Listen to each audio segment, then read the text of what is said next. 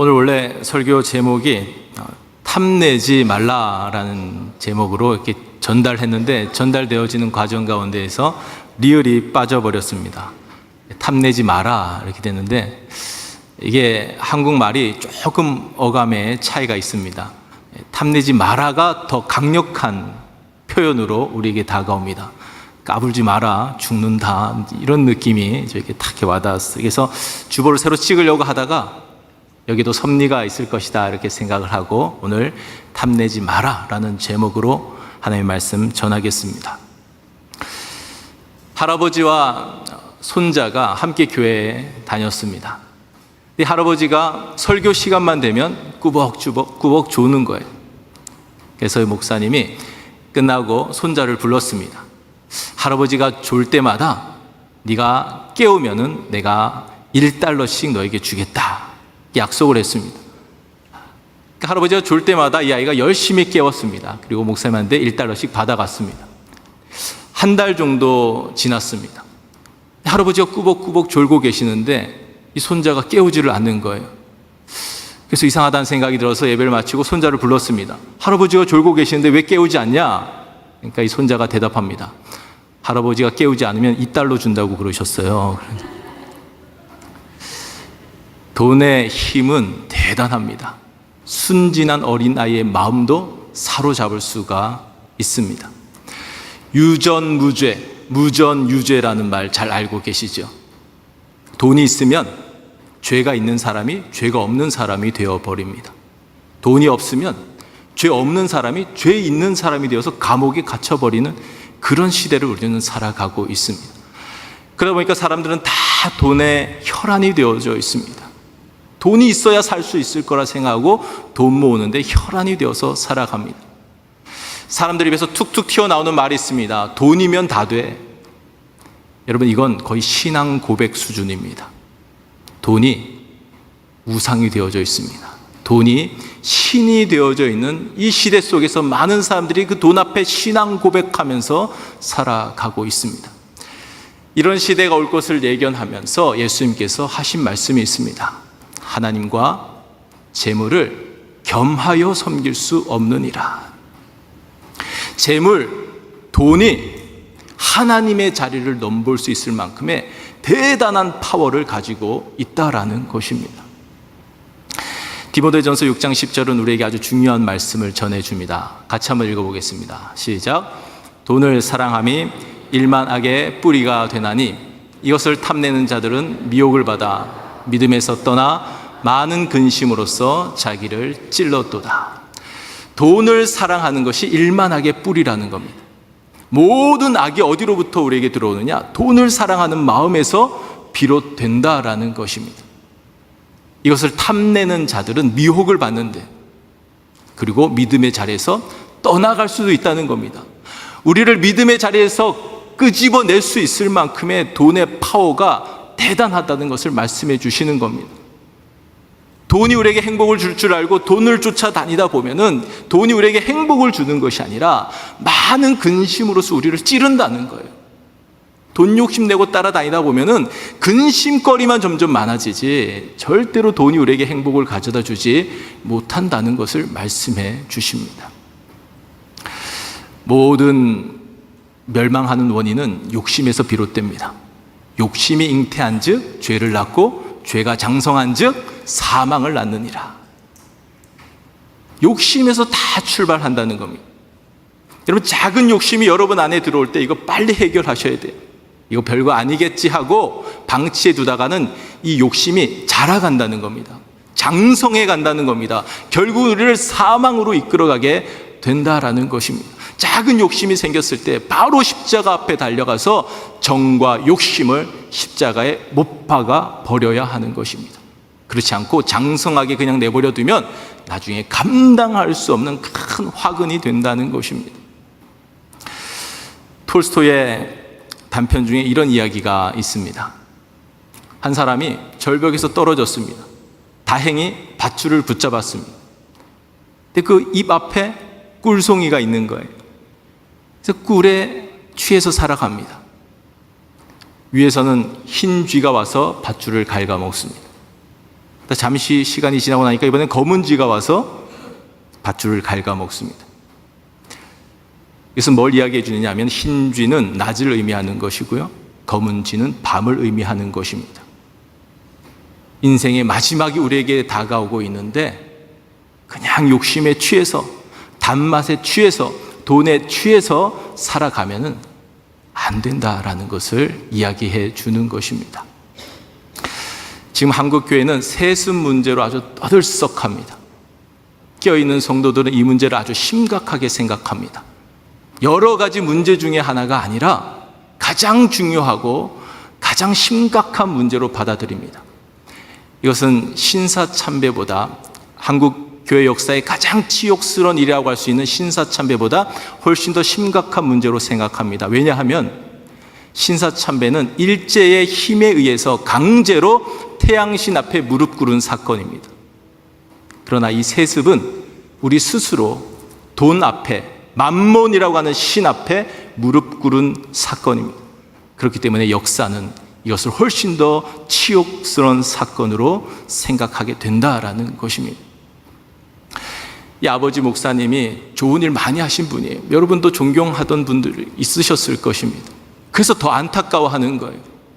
마지막 마무리를 아름답게 하셨더라면 존경받는 목사님으로 남아있을 수 있었던 분이 마지막에 노욕을 참지 못해서 그 욕심에 사로잡혀서 자기 자신도 몰락하고 아들 목사 인생도 기구하게 만들고 한국 교회도 치명타를 입히는 이런 일을 저지르게 된 것입니다. 이게 다 욕심에서 비롯되었다는 거예요. 어쩌면 하나님께서 모세를 가나안 땅에 들어가지 못하시도록 막으시고 느보산에서 생을 마감하게 하신 것은 얼핏 보면 모세가 불평하고 원망할 일처럼 보여지지만 좀만 더 깊이 생각해 보면 하나님께서 가나안 땅에 들어가서 노욕을 부릴 그 모든 것들을 차단시켜 주신 겁니다. 오히려 모세는 하나님께 그 일로 인하여 감사와 찬양과 영광을 돌려드려야 할 일이라는 것입니다.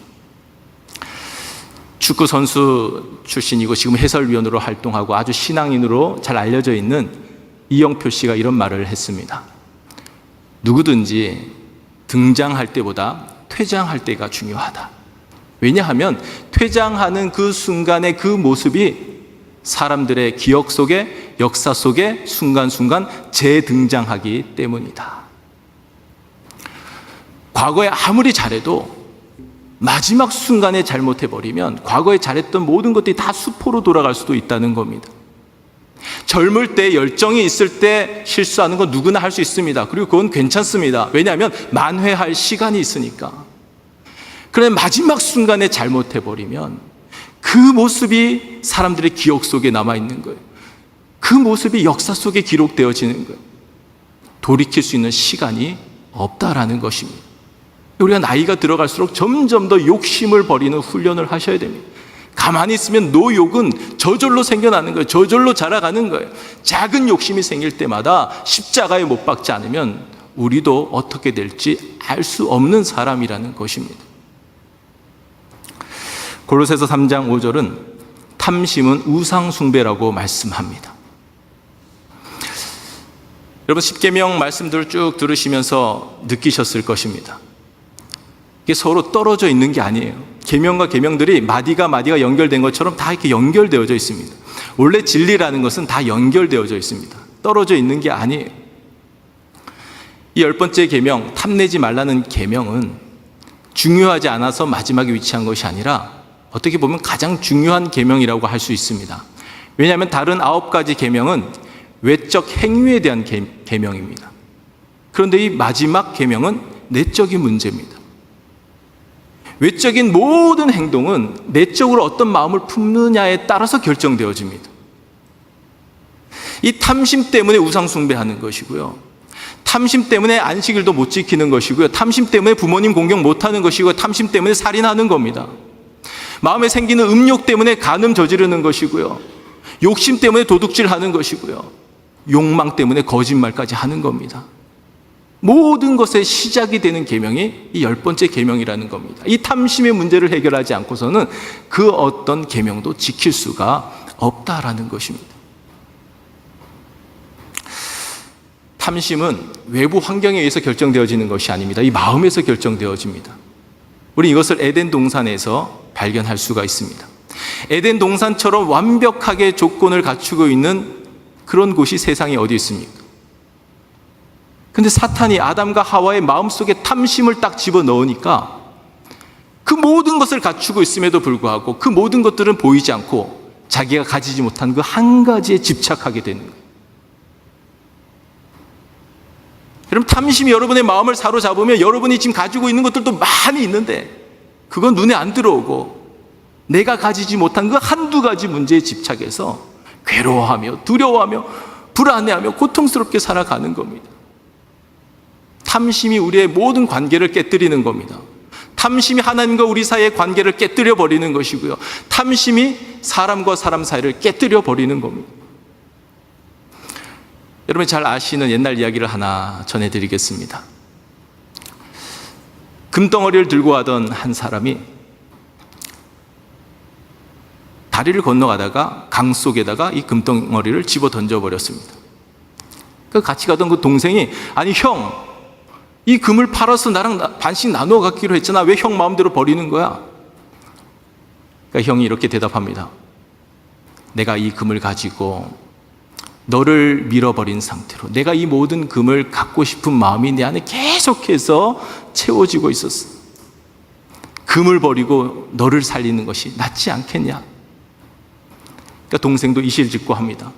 사실은 형, 나도 금을 내가 들고 간다 그러고 형을 밀어서 떨어뜨릴까? 그 생각을 계속하고 있었어. 여러분, 탐심이 형제 사이도 갈라버리고, 탐심이 부모 자식 사이도 갈라버리고, 탐심이 친구 사이, 교우 사이 다 갈라버리는 겁니다. 탐심이 우리를 다 불행하게 만드는 거예요. 이 탐심의 문제를 해결하지 않는 한 우리는 절대로 행복하게 생을 살아갈 수가 없습니다. 우리 이처럼 불행하게 만드는 탐심을 해결할 수 있는 방법은 딱 하나밖에 없습니다. 자족하는 마음을 배워야 합니다. 그러면 자족하기 위해서 절대로 하지 말아야 할 것인데 그것은 뭐냐? 비교입니다. 비교하는 사람은 자족할 수가 없습니다. 여러분, 그냥 드라마를 보면은 그냥 드라마 재밌게 보면 돼요.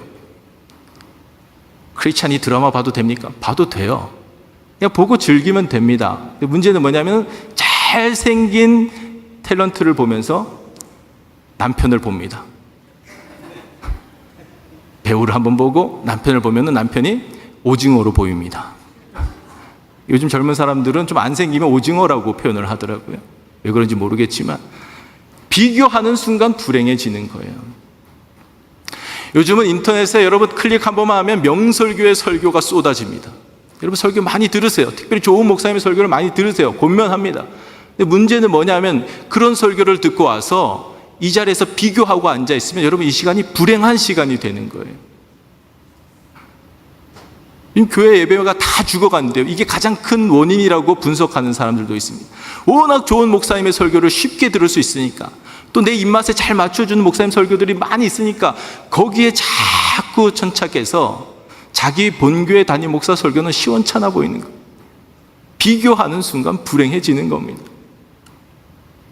나는 이렇게 성경도 많이 읽고 기도도 많이 하고 봉사도 많이 하고 헌금도 많이 하고 그러는데 왜 하나님 저보다 저 사람에게 왜 더 축복해 주시는 겁니까? 비교하는 순간 불행해지는 거예요. 그리고 이거는 축복에 대한 개념이 잘못 설정되어졌기 때문에 그렇습니다. 하나님과 친밀한 관계성 속에 살아가는 게 진짜 신앙생활이고 그게 진짜 축복입니다. 뭔가 있지도 않은 축복을 바라보면서 여러분 예배드리고 봉사하고 헌금하고 하는 건 뭔가 지금 잘못하고 있는 거예요. 예배가 기쁘고 찬양이 좋고 봉사하는 데 즐거움이 가득하고 그 자체 속에서 하나님과 친밀함을 누리는 사람이 진짜 축복 가운데 살아가는 사람이라는 것입니다. 행복지수가 가장 높은 나라로 나왔던 곳이 방글라데시였던 적이 있습니다. 그 몇 해 전 이야기인데 아마 지금도 상위권에 다 있을 거예요. 이유가 뭐냐면 비교하지 않기 때문에 그렇습니다. 다 못 사니까, 다 같이 못 사니까, 온 국민이 못 사니까 비교를 안 하는 거예요. 그러니까 그 상황 속에서 만족하면서 살아가는 겁니다.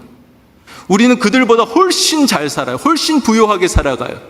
근데 우리는 불행해합니다. 왜냐? 지금 내 옆에 있는 사람은 내가 가지지 못한 걸 가지고 있으니까. 끊임없이 비교할 사람들이 우리 주변에 많이 있으니까 불행해하는 것입니다. 여러분, 비교하면 반드시 두 가지의 감옥에 갇히게 됩니다. 둘 중에 하나요. 하나는 우월감이라는 감옥, 하나는 열등감이라는 감옥. 나보다 좀 못해 보이는 사람 앞에 서면은 우월감의 늪에 빠져버립니다. 나보다 좀 잘나 보이는 사람 앞에 서면 열등감의 늪에 빠져버립니다. 둘 다 불행해지는 거예요. 아예 비교를 하지 말아야 됩니다.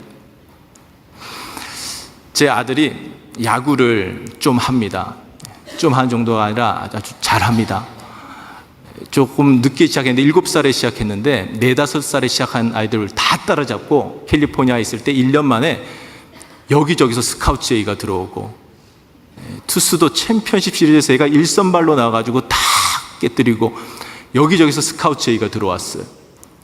그래서 우리가 미러키로 옮겨간다 그러니까 다 코치들이 안타까워하면서 내가 너 뉴스에서 볼 거라고 코치들이 그렇게 얘기할 정도였습니다. 여기 와서도 1살 많은 애들하고 학교 다니는데 여기 와서도 프랭클린 지역 다 평정했습니다. 한번 리틀리그 가서 한번 이원유 이름만 대보세요. 다 알아봅니다. 거기 가면 완전 더운 밥 신세예요. 항상 투수 아니면 포수 아니면 유격수 아주 좋은 위치에 시키고요. 혹시 못 간다 그러면은 집에 와서 라이드 자기들이 다 해가겠다고 코치들이 그렇게 더운 밥 취급을 해줍니다. 그 얘기를 하려고 하는 게 아니라 풋볼을 시작했어요. 풋볼을 작년부터 시작했는데 아주 늦게 시작한 거죠. 그리고 몸집을 보면 풋볼 할 몸이 아니잖아요. 어제부터 새로운 시즌이 시작됐다고 하는데 5시간 동안 어제 가 있었는데 10분도 뛰지 않았대요. 제가 물어봤어요. 너 포지션이 어디냐니까 와이드 리시버인데 주로 벤치에 있어요. 그러는 거예요. 주로 포지션이 벤치이고 자기는 자기 팀 치열한대요. 그게 행복하다는 거예요. 얘가 만약 마음을 내가 야구장에 가면은 이런 대우를 받는데 풋볼에서는 나를 이런 식으로 대우해? 그런 마음을 먹었더라면은 해피할 수가 없죠. 코치들이 원망스럽고 왜 나는 안 시켜주고 왜 저 친구들만 시켜줘? 자꾸 비교하다 보면 그 순간이 불행해지는 겁니다. 비교하지 않고 그냥 있는 순간을 엔조이하면서 즐기다가 오는 거예요. 한번 시켜주면 열심히 뛰고 안 시켜주면 밖에서 응원하고 그렇게 해피하게 살아가는 겁니다. 소요리 문답 80문에 보면은 이런 질문이 있습니다. 제 10계명에서 요구하는 것은 무엇인가? 그에 대한 답은 이것입니다. 제 10계명에서 요구하는 것은 우리 이웃과 그에게 속한 모든 것에 대하여 옳고 사랑하는 마음을 가지면서 우리 자신의 형편에 대하여는 완전히 만족을 느끼는 일이다. 먼저 이웃과 그 이웃에게 속한 모든 것들에 대하여 옳고 사랑하는 마음을 가져야 된다는 겁니다. 이것을 잘 적용시키려면 이 말씀을 기억하시면 됩니다. 즐거워하는 자들로 즐거워하고 우는 자들로 함께 울라. 누군가가 잘 되면 진심으로 같이 기뻐해 주는 거예요. 같이 축하 파티를 열어주는 거예요. 같이 진심으로 기뻐하고 즐거워하는 겁니다. 누가 잘 됐다고 시기하고 질투하는 이런 마음은 옳고 사랑하는 마음이 아닌 거예요. 누가 좀 안 됐으면, 누가 미끄러져 넘어졌으면 가서 위로해주고 그 아픔을 함께 공감해주고 함께 눈물 흘려주고, 그게 옳고 사랑하는 마음이에요. 잘 넘어졌다, 꽃이다, 이건 옳고 사랑하는 마음이 아닌 것이지요. 다른 이웃들에 대해서는 그런 마음으로 살아가고 나 자신의 형편에 대해서는 완전히 만족하는 것이다. 그것이 이 계명을 잘 지키는 것이다 라고 소요리 문답이 우리에게 제시해 주는 겁니다. 그래서 만족한다는 의미를 여러분 잘 아셔야 되는데요, 만족한다는 것은 그냥 난 이 정도면 됐지 뭐, 그냥 체념하고 자포자기하고 그냥 그대로 그 상황을 받아들이는 것이 만족이 아닙니다. 성경이 말씀하시는 진짜 만족은 뭐냐 하면 하나님의 은혜가 우리의 영혼을 덮을 때에 비로소 이것이 만족입니다라고 고백할 수 있게 되는 거예요. 불교는 욕심의 문제를 해결할 수 있다고 생각합니다. 그래서 자꾸 욕심을 제어해냅니다. 금욕주의자들로 살아갑니다. 그러면서 산속으로 들어갑니다. 그래서 돌을 닦고 수련을 쌓아서 무욕의 경지에 도달하려고 합니다. 근데 기독교는 그게 안 된다고 생각하는 거예요. 인간은 그럴 수 있는 존재가 아니라는 겁니다. 인간은 스스로 욕심의 문제를 해결할 수 있는 존재가 아니라는 거예요. 오직 하나님의 은혜가 위로부터 우리 가운데 임하게 될 때에 그 은혜가 우리 안에 있는 욕심을 밀어내서 그 은혜가 우리 가운데 가득 채워질 때에 우리는 비로소 만족할 수 있다라는 것입니다. 사도 바울은 육체에 가시가 있었습니다. 그래서 그 육체의 가시를 해결해 달라고 간절히 3번이나 기도했습니다. 여러분에게도 다 나름의 가시가 있으실 것입니다. 이 문제만 해결되면 정말 나는 만족하며 행복하며 살아갈 수 있을 것인데 하는 그 문제들이 다 있으실 것입니다. 아마 과거에 그 문제가 있었는데 그 문제가 해결되신 분들도 있으실 것입니다. 여러분, 만족함이 있었습니까? 문제가 해결된다고 만족하는 게 아니에요. 외부적인 어떤 조건이 충족된다고 만족하는 것이 아니라는 것입니다. 하나님의 은혜가 채워줘야 만족할 수 있다는 거예요. 사도 바울은 여전히 육체에 가시가 있었습니다. 그런 그에게 하나님께서 뭐라고 말씀하십니까? 내 은혜가 내게 족하다. 내가 미래에 너에게 은혜를 쏟아 부어 줄게가 아닙니다. 지금 너 은혜 부족하지? 내가 지금 은혜 부어 줄게가 아닙니다. 이미 너에게 모든 은혜를 쏟아 부어 주었느니라. 이미 내 은혜가 너에게 족하단다. 사도 바울은 그 은혜를 깨달았어요. 그 은혜를 깨달으니까 육체의 가시가 여전히 있는데도 불구하고 만족하며 살아갑니다. 자족하며 살아갑니다. 그 누구보다도 행복해하면서 살아갑니다. 하나님의 은혜가 이미 여러분에게 임해 있습니다. 아들을 주셨다는 건 다 주신 거예요. 이미 완전한 은혜를 여러분에게 다 쏟아부어 주신 거예요. 우리가 그것을 깨닫지 못할 뿐입니다. 우리가 그저 얕은 물가에서 첨벙첨벙거리면서 있으니까 조그만 은혜밖에 맛보지 못하기 때문입니다. 밧줄을 끊어버리고 은혜의 망망대해를 헤엄쳐서 가보면 하나님의 은혜가 지금 우리에게 얼마나 많이 쏟아부어져 있는지를 경험하게 되는 거예요. 그 은혜를 경험해봐야 나에게 육체의 가시가 여전히 있어도, 여전히 내 발목을 잡고 있는 문제가 여전히 있어도 그 은혜를 경험하게 될 때에 그 모든 상황 속에서, 상황이 전혀 변화되지 않는 상황 속에서도 만족함을 고백하며 찬양할 수 있는 것입니다. 주님 한 분만으로 나는 만족해, 이걸 입술에 그저 멜로디로만 흥얼거리는 게 아니에요. 마음 깊숙한 곳으로부터 울려 퍼지는 찬양이 되는 겁니다. 여호와는 나의 목자시니 내게 부족함이 없습니다. 이 고백이 마음 깊숙한 곳에서부터 우러나오는 거예요. 부족함이 없습니다. 만족합니다. 주님 한 분만으로 나는 충분합니다. 다른 것들은 있어도 되고 없어도 되는 것들입니다. 주님만 있으면 됩니다. 주님 은혜 안에 거하기만 하면 됩니다. 여러분, 이 욕심이라는 것이 꼭 나쁜 것만은 아닙니다. 부정적인 욕심은 나쁜 것이지만 긍정적인 욕심도 있습니다. 우리는 그것을 의욕이라고 말을 합니다. 사람이 의욕이 없으면 안 되지.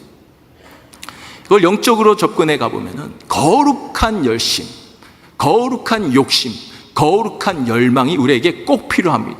이건 없으면 안 되는 거예요. 삭개오는 돈이 많은 사람이었습니다. 근데 행복하지가 않았어요.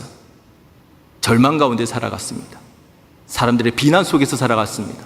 매국노라는 말 들으면서 손가락질 받으면서 살아갔습니다. 이렇게 살아가는 것이 나의 인생은 아닌데 라고 그는 생각했습니다. 그러던 중에 예수님이 마을에 오셨다는 이야기를 듣게 됩니다. 예수님을 만나야 이 문제가, 이 절망의 문제가 해결될 수 있겠구나 생각합니다. 그리고 거룩한 열망을 품고 예수님께로 달려갑니다. 달려가서 보니까 사람들이 이미 예수님 주변에 운집해 있는 거예요. 키가 작으니까 보이질 않습니다. 그래서 어떻게 합니까? 나무 위로 올라갑니다. 그 거룩한 열망의 눈빛으로 주님을 바라보니까 주님께서도 그 많은 사람들 가운데서 삭개오를 주목해서 보십니다.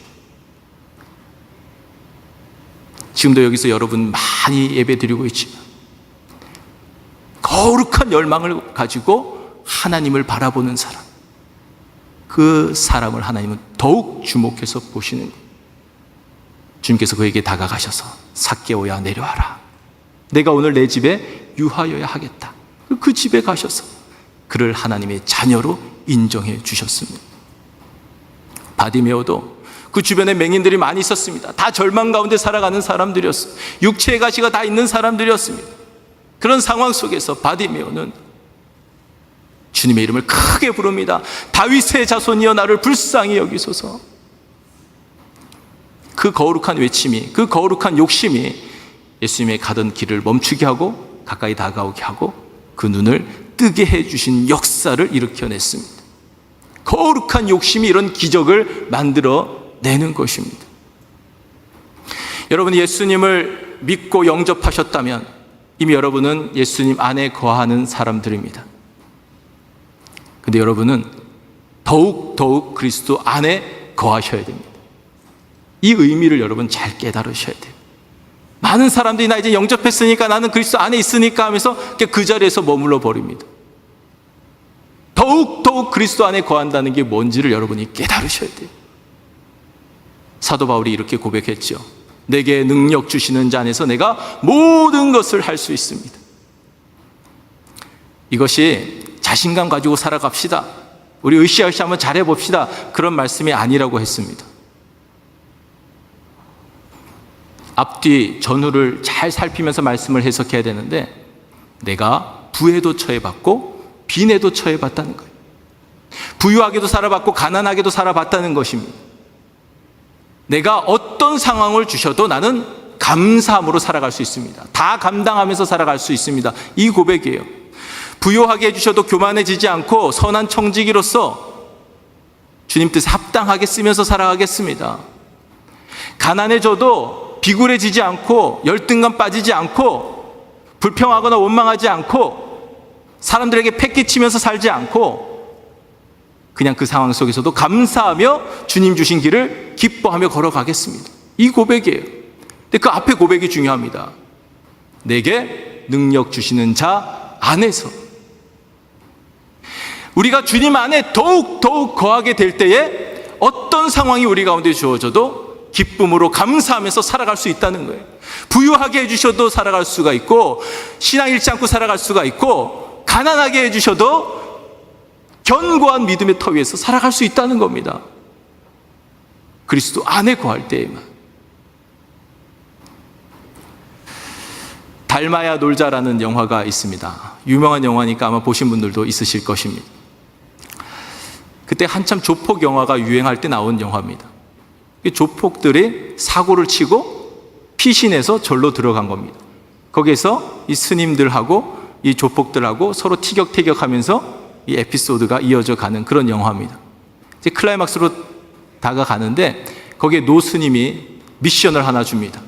밑 빠진 독을 2개 딱 준비해 놓고 서로 빨리 이 독에 물을 채우라는 겁니다.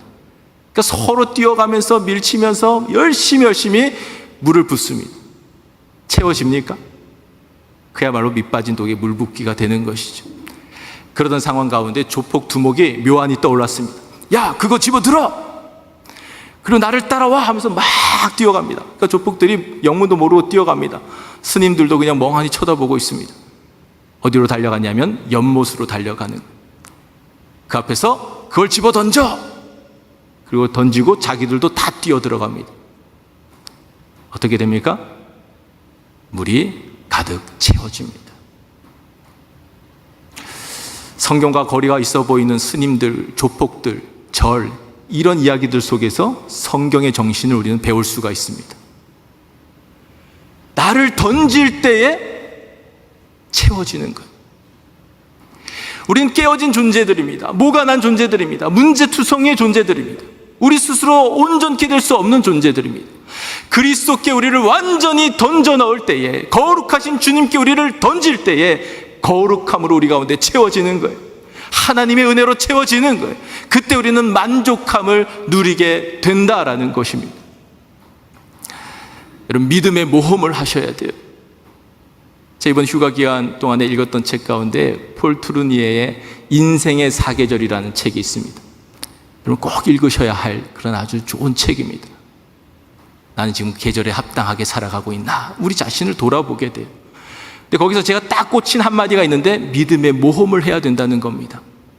자기 자신이 깨어지지 않은 사람, 자기 자신이 부인되어지지 않는 사람은 절대로 믿음의 모험을 할 수가 없다는 거예요. 그건 신앙인이 아니라고 그는 말합니다. 모험을 하셔야 돼요. 아브라함과 같이 본토 친척 아비 집을 떠나는 믿음의 모험이 우리 모두에게 이루어져야 합니다. 내가 붙잡고 있던 것을 놓아버려야 됩니다. 그래야 은혜의 바다를 체험할 수 있는 겁니다. 육지에 밧줄이 묶여있는 상태로는 도저히 은혜의 바다를 체험할 수가 없어요. 열심히 놓아졌는데 땀만 흘릴 뿐입니다. 아무런 일도 일어나지 않는 것입니다. 내가 움켜잡고 있던 욕심을, 탐심을 내려놓고 나 자신을 은혜의 바다에 던져야 돼요. 하나님의 품에 던져야 돼요. 그리스도 안으로 점점 달려가야 돼요. 거룩한 열망을 품고 점점 더 그리스도 안에 거해야 하는 것입니다. 그게 믿음의 모험이에요. 이 10번째 계명은 안중에서 마지막 위치에 있는 것이 아니라 10계명의 피달레입니다. 가장 근원이 되는 계명입니다. 이 계명을 잘 지킬 때 나머지 9가지 계명도 잘 지킬 수가 있습니다. 이 계명을 잘 지키지 못하면 우리는 그 어떤 계명도 지킬 수가 없습니다.